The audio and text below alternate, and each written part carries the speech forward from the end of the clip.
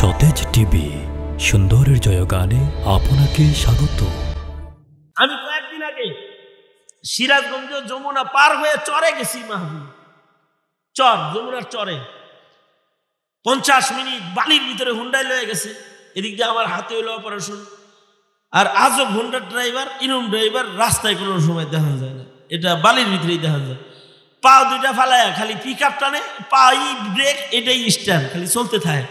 আমি পিছনে বয়ে বয়ে দুয়াই ইউজ করছি যে কতবার, এর হিসাব নাই। ঘরের সাথে মনে হইলো যে জিনের পিছনে বয়ে রয়েছি।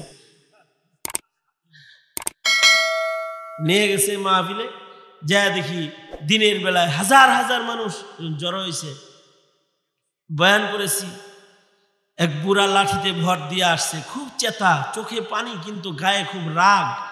এসে বল, এই এই তোর সাথে দেখা করতে এত ধাক্কাধাক্কি করা লাগে কে? চিতে গেছে। এই আমি বুড়া মানুষ, 35 বছর হয়ে গেছে শহরে যাই না। আমার গন্ডি হলে একটু বালির ভিতরে আমি হাঁটতেও পারি না, আমার কান্দে করে কেউ শহরে নেয়ও না, হুন্ডায়ও চড়তে পারি না, আমি এইখানেই থাকি, বসবাস করি। কিন্তু এই চরের মাটিতে তোদের বয়ানের আওয়াজ আসছে, আমি অনলাইনে তোদের বয়ান শুনছি, মোবাইলে নাতিপুতির কাছ থেকে তোদের বয়ান শুনে তোদের ভক্ত, তাই ভিড় ঠেলে দেখতে আসছি। আমি কি দেখার অধিকার রাখি না?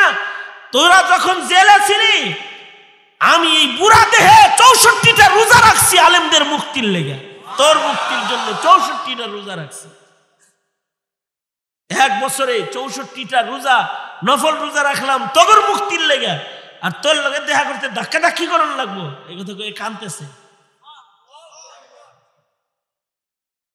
আমি তার আবেগ দেখে hayran হয়ে গেছি যে এই যুগে, ডিজিটাল যুগে, এই সলিমুদ্দিন মৌলবীর লেগে একটা মানুষের আকর্ষণ যদি এত হয়, তাহলে আবু আজদাদ, ইমাম বুখারী, ইমাম তিরমিজি, অথবা ইমামে আজম আবু হানিফা, ইমাম শাফি, ইমাম আহমদ বিন হাম্বল, অথবা সাহাবায়ে কেরাম, অথবা মুহাম্মদুর রাসূলুল্লাহ সাল্লাল্লাহু আলাইহি ওয়াসাল্লাম, তাদের যুগে এই ভালোবাসার তীব্রতাটা কত ছিল। কিসের জন্য? আল্লাহর জন্য। কার জন্য? যারা বলেন আল্লাহর জন্য। এই স্বচ্ছ কিছু ভালোবাসার নাম হলো ইমানদারি।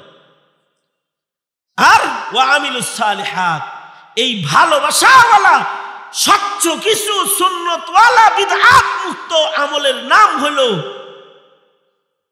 নেকবখতি।